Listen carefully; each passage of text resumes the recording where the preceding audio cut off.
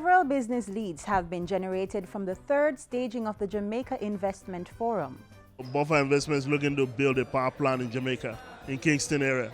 And other investors are excited about the prospects for the future. Plus, business leaders share their investment journey. The National Security State Minister is also here to share plans for empowering and rehabilitating juveniles and adult inmates. The show begins right now.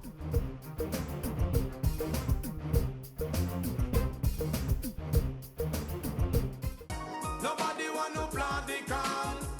Everybody want to read the band. Who you are go blame it on when it's a next man you are deep in pan. Well, you wrong. Farmers, let us be serious about predial larceny. It is affecting all of us. If you are aware of incidents of predial larceny, make contact with your local police station or call Crime Stop at 311. Predial larceny is everybody's business. No mind if me stall. Them no business if me back against the wall. This a living sometime making me ball. Seems like there ain't no love after.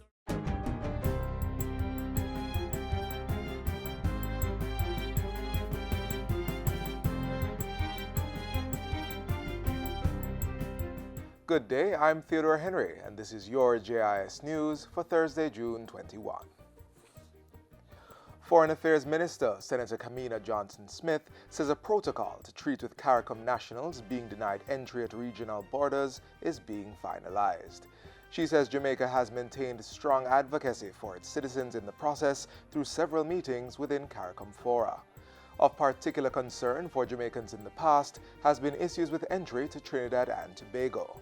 Minister Johnson-Smith says the government's advocacy has resulted in a marked reduction in the number of nationals being denied entry to the Twin Island Republic.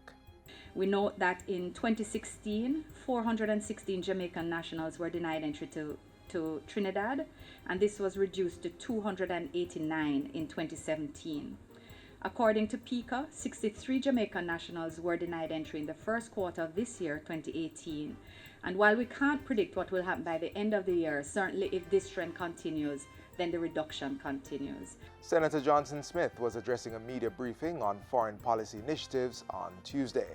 She revealed that training among CARICOM member countries were ongoing, along with her ministry's public education initiatives, encouraging persons to take personal responsibility when traveling. We anticipate that this will continue. This cooperation between public information as well as training and governmental responsibility among member states, that this will, of course, reduce some of the friction that exists. The Chase Fund has given the Maypen and Mandeville Regional Hospitals one laparoscopic tower each and supporting instruments. Central Clarendon MP Minister Mike Henry says Maypen and Mandeville Regional were chosen for the donation because of the increased population density in the areas they serve. The interventions were targeted to specific community needs based on the priorities and the development objectives that the community members themselves identify and seek to promote. Chase Fund CEO Billy Heaven says the donation will modernize hospital offerings. It will enable hospitals to increase service delivery and customer care. It will allow for quicker recovery time from surgical procedures. Doctors, clinicians will have access to a technology that will reduce waiting times and provide better service, as well as serve more people. He also announced that Chase would be establishing a center with 30 dialysis machines, among several measures to improve healthcare offerings in Jamaica. We approved a program towards a national response to chronic kidney disease, and we have already initiated the implementation of that program by approving funds to replace obsolete dialysis machines at the University Hospital of the West Indies and also the Spanish Town Hospital. The National Works Agency will be spending $100 million on an island-wide drain cleaning project set to start soon. The work will primarily involve the removal of silt, vegetation, and solid waste from critical drains across all parishes. The program is part of the NWA's ongoing hurricane preparedness activities and will target drains that routinely cause flooding across roadways during severe weather events. Communication and Customer Services Manager Stephen Shaw says major and critical drains to be addressed under the current program are being identified and work will start in the coming weeks. Government has set up a National Culture Clubs of Jamaica to manage culture clubs in schools and communities. State Minister of Culture, Gender, Entertainment and Sport, Alanda Terrelong, made the announcement this week on behalf of Portfolio Minister Olivia Grange. He was speaking at the National Culture Clubs Conference held at the Evansville Business Complex in St. Anne on Wednesday. Culture clubs are established through schools and community groups. They provide a space where the development of the arts can be sustained and a channel through which the creative talents and skills of Jamaicans can be identified, developed, and promoted. The National Culture Clubs of Jamaica includes membership from the Jamaica Cultural Development Commission, Jamaica National Commission for UNESCO, and the Jamaica National Heritage Trust. It will be managed by the JCDC. And finally, busts of Jamaica's 7 national heroes and heroines were recently unveiled at Emancipation Park in honor of the sacrifices made by our country's forefathers. The commissioning of the busts forms part of a special Jamaica 55 legacy project by the Rotary Club of Kingston. At the recent unveiling, Culture Minister Olivia Grange commended the Rotary Club for the initiative.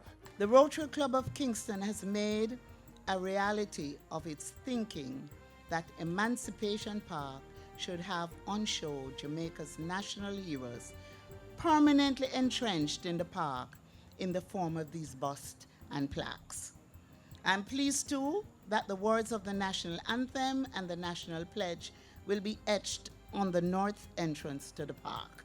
President of the Rotary Club of Kingston, Michael Buckle, says the busts were also complemented by plaques in tribute to the national heroes and their contributions to nation building. As Jamaica celebrates 55 years of independence, the Rotary Club of Kingston have this glorious opportunity to showcase in a permanent and meaningfully sustained way the life, the works of our nation builders, the true architects of Jamaica's journey to freedom.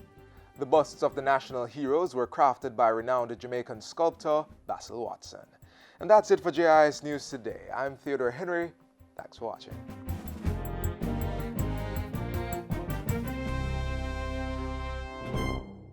We are men with a message, and the youth them need to hear this. We know everything about thug life. Been there, done that. Prison and a nice place, stay in school. Serious thing we I tell you. And a joke thing this.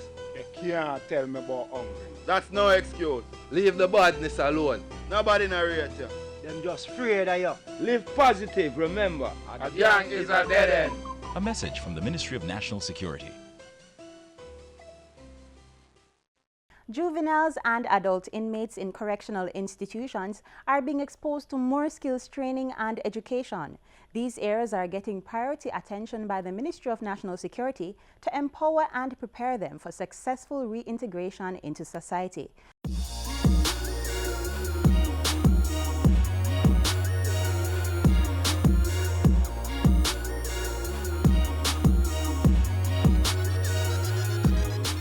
Our priority must be to engage, empower, and educate our youth.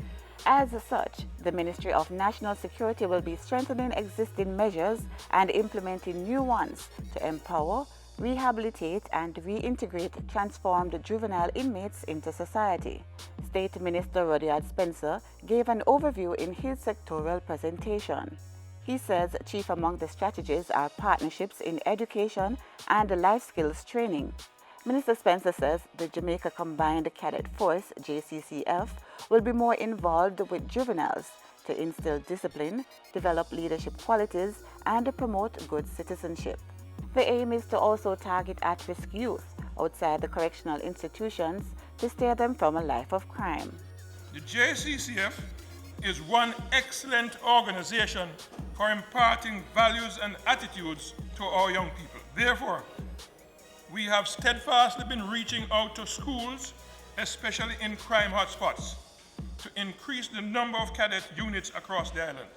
The Ministry of National Security, through the JCCF Expansion Project, is looking to introduce the program into 50 additional schools this year, targeting 5,000 youth over 5 years.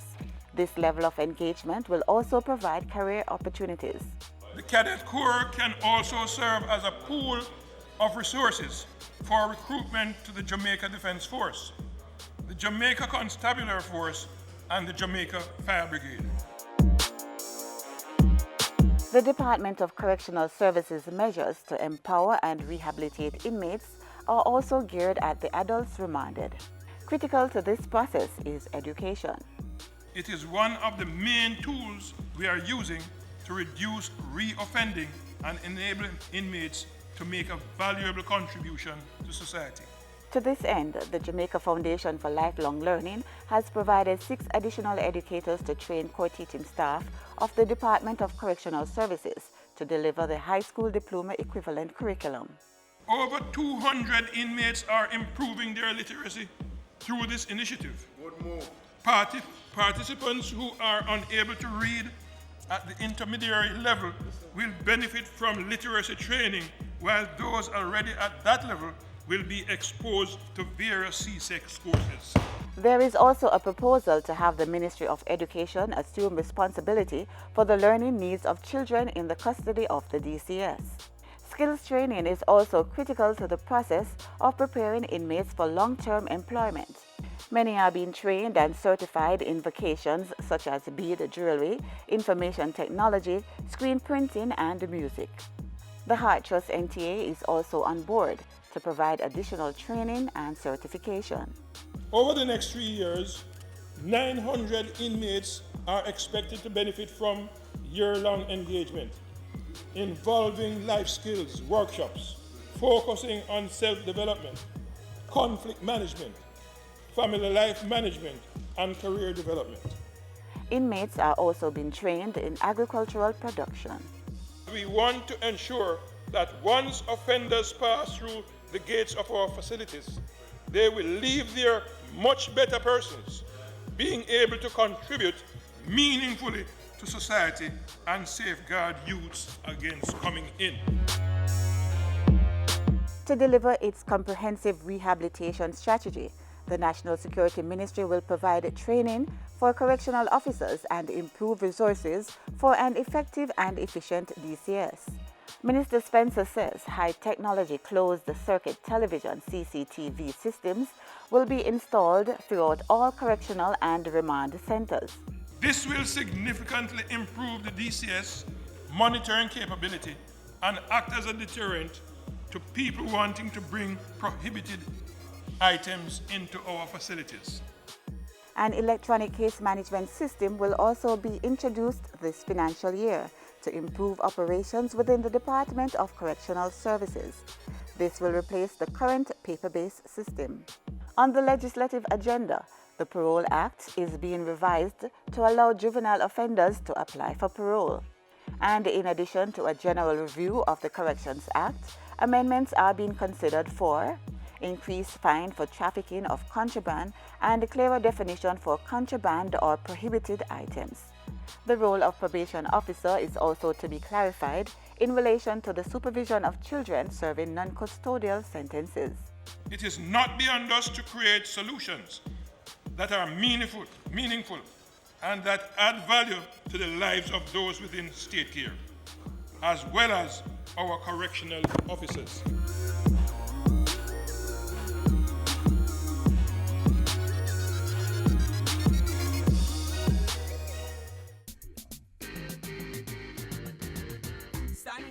Get in the race. I can become the master of my destiny. Step up your stride, make we work like a harder. Do it like Veronica, more than a supper. We can rise above the challenges and shine. Was with passion in your heart. Make a plan and stop all the idling. You think I saw? We reach our aging. I can, you can. Like our Olympians, every Jamaican can.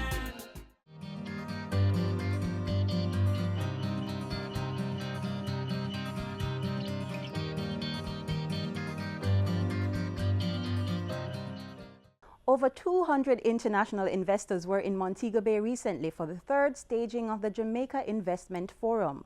The event was used by JAMPRO to showcase opportunities for investments on the island. As government laid out the prospects, investors already doing business here confirmed the value Jamaica offers.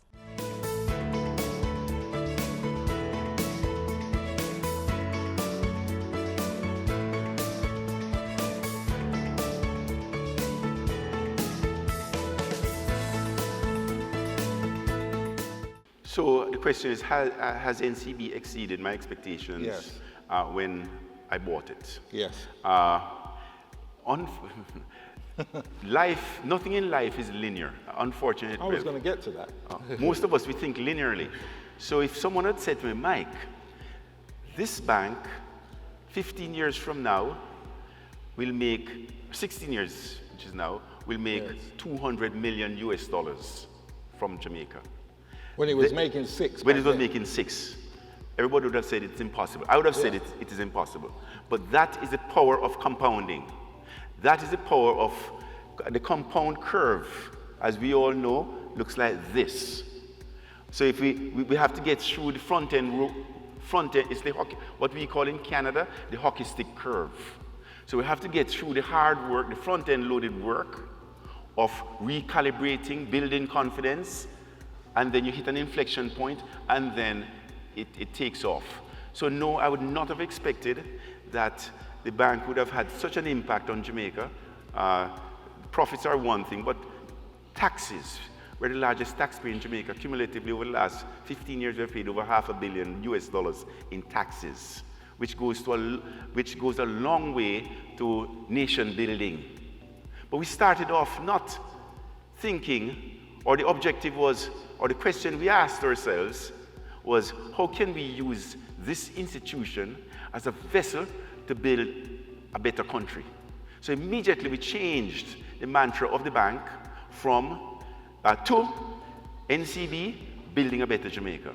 And that focused the staff. It gave the staff purpose.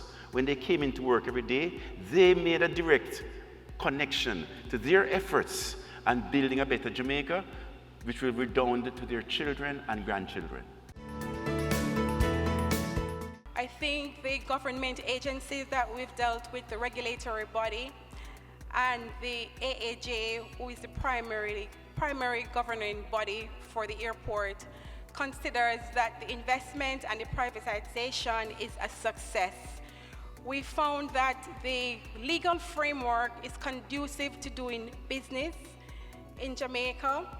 We have a sturdy concession agreement with the government that was, even though it was formulated from 2003, still is relevant. And we have benefited from the changes in the tax reforms that the government has done over the past few years. As a private investor, we have found that the government at the national level and also at the local level and the various government agencies that we have to deal with in terms of operating, we find them to be very supportive in terms of our operations.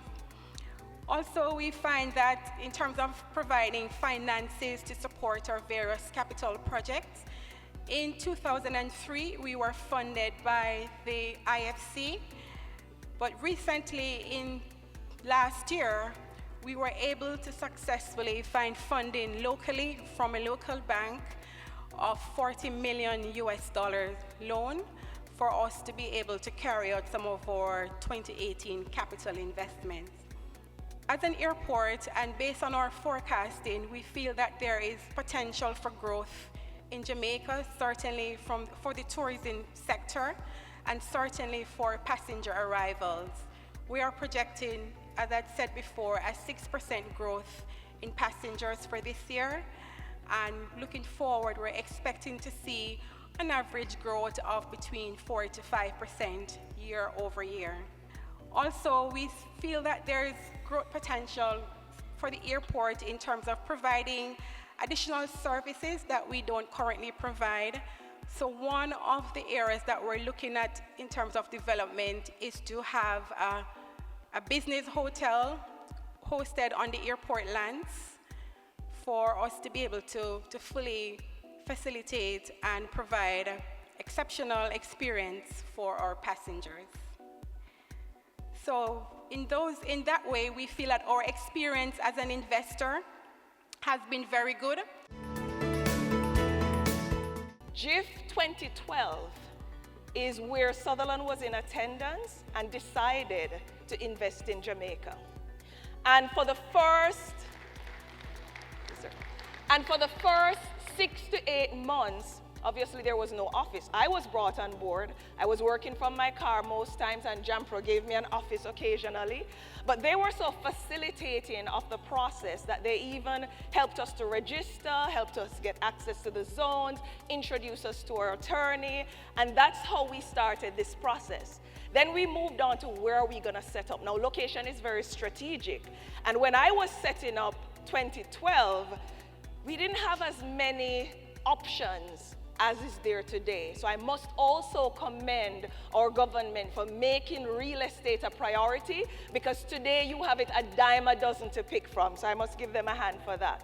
When we came into Jamaica, we had a goal to grow to 1,000. And within a year, we were there. And we liked what we saw. And of course, our leadership, starting with me, is 100% Jamaican. So we were also invested to show and prove our worth.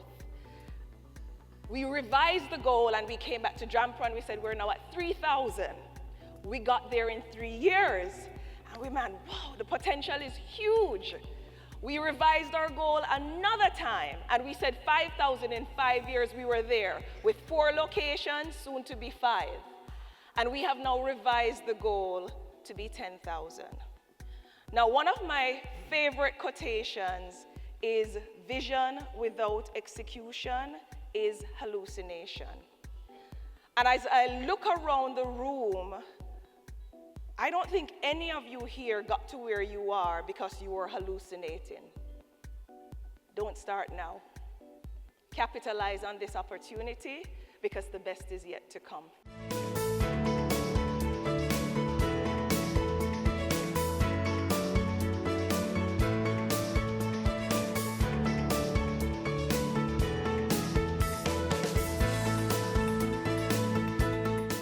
After hearing those experiences, prospective investors had this to say about the forum and their future plans. I think it's a great idea for Jamaica. I think it exposes the opportunities, a diverse array of opportunities that Jamaica has to offer. And for folks like me that are looking to get into the hotel business and as an opportunistic developer, we're happy to be here and learn so much about Jamaica. The first phase will be technology, enabling technology to enable the population of Jamaica to access medical advice via mobile technology, by web guides, by telephony, to clinical advisors. So you might have somebody who has a problem, normally would go to a hospital or to a doctor, and we will signpost them to the most appropriate treatment. I think it's very powerful, tremendous. It should happen more often. The information that's being shared is relevant. It tells us where Jamaica is going. The connectivity that's here with different ministries, different heads of different sectors of Jamaica's economy, I think is overwhelming. And we've made some good connection. I brought a delegation from South Florida of about 10 people. And the connection and the opportunities to do more business and to create opportunities for Jamaica's growth is here. For me, I have some development, housing development that we have planned. I believe it's very well set up. Dinah Edwards has done a very good job in putting up this forum. It's very informative for us from Asia, from Southeast Asia. And as we are interested in this region, we are able to pick up from a lot of the events here the relevant data and thoughts for us to start doing business in the Caribbean, namely Jamaica. I'm looking forward to start an air moving business here, using Jamaica as the entry port for the Caribbean region, linking with Asia. I think it's a great opportunity to network and actually put faces to emails, like people that you've been talking to. So I'm very interested in the power sector in Jamaica, and I've been able to talk to some important people. So Buffer Investment is looking to build a power plant in Jamaica, in Kingston area.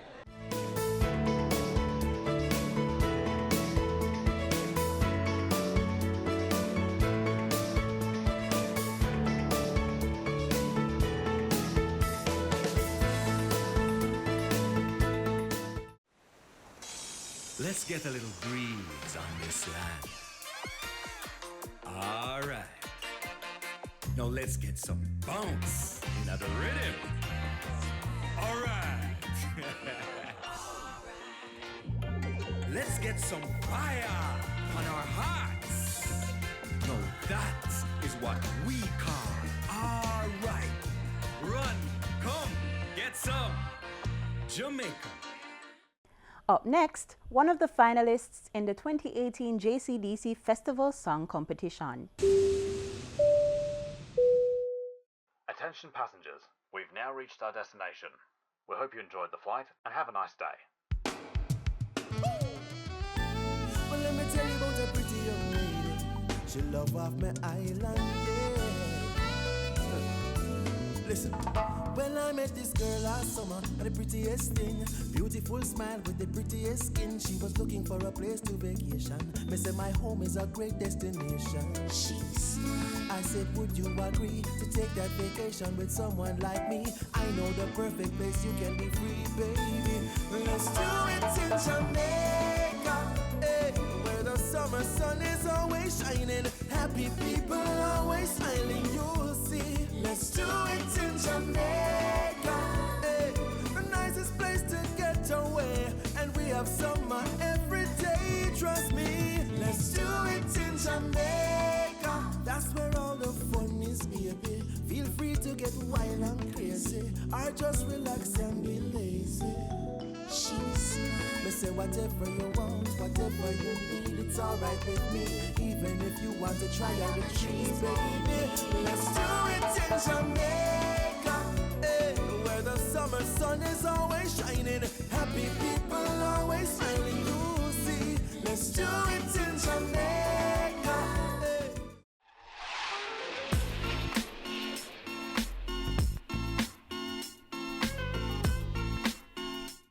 We have come to the end of our show, but certainly not the end of our connection. Just click on our website, gis.gov.jm, and while you're online, send your feedback to Jamaica Magazine at gis.gov.jm or via tweet at GIS News. Join us again tomorrow for another informative program. On behalf of the production crew, I'm Sandra Clark.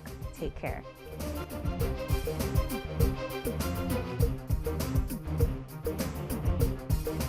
This has been a production of the Jamaica Information Service, the voice of Jamaica.